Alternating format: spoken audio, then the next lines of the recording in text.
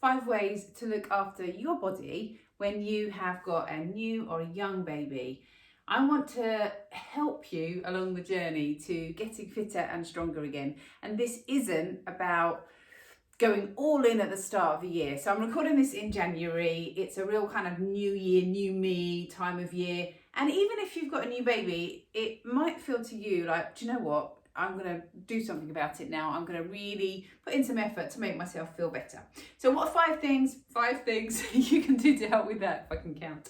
Number 1 is to find some accountability. So that could be that you suggest to a couple of your friends, look, I really feel like I need to get out for a walk once a week just to help my mental headspace, to help start to get fitter again. But it would really help me if we could do it as a group. So that's a really easy, quick way that you can get some accountability, make it sociable, and then you're turning up for each other, yes, every week. It's much harder to say, can't make it today, baby's had a rough day. By the time you've kind of changed a nappy, you're a bit sleep deprived, you need a cup of coffee, well, you just won't go.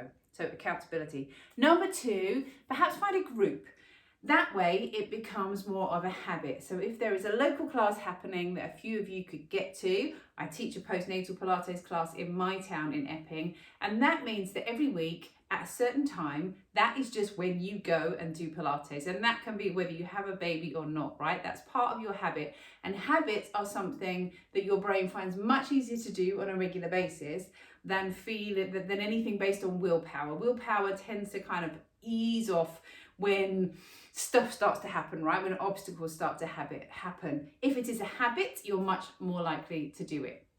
Time of day, number 3. Now, I have this conversation with clients quite a lot. They say to me, Karen, I know I need to work out, but by the time I've got the kids to bed in the evening, I am good for nothing and I have zero motivation.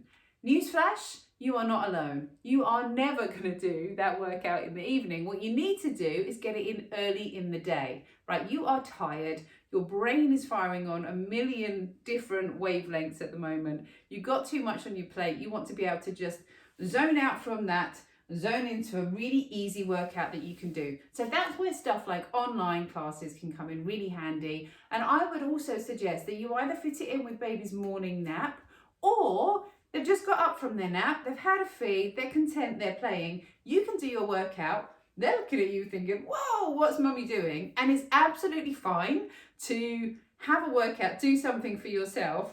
If baby is content and happy and playing and seeing you moving around, believe me, they're going to find that deeply entertaining.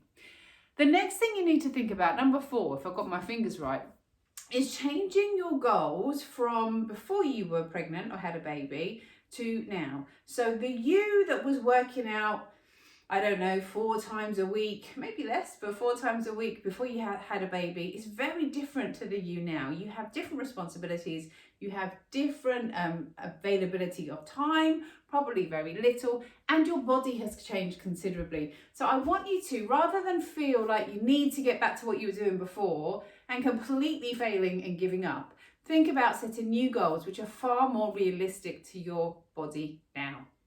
And then the last thing that I want you to think about, and this one is really important, is actually just starting quite small. It feeds off from that number 4. Just rather than feeling like you want to do everything all at once, I'm going to lose the weight, I'm going to make sure that I take some time to meditate, I'm going to get stronger, I'm going to do Pilates, I'm going to go out for a weekly walk, I'm going to sign up for a marathon. Just rein it all back. Think about what you can realistically achieve now, and then perhaps if you want to just push yourself a little bit more, have conversations with the other caregivers in your family dynamic, a time that perhaps you can get out once a week to do something for you that's going to make you feel really, really good.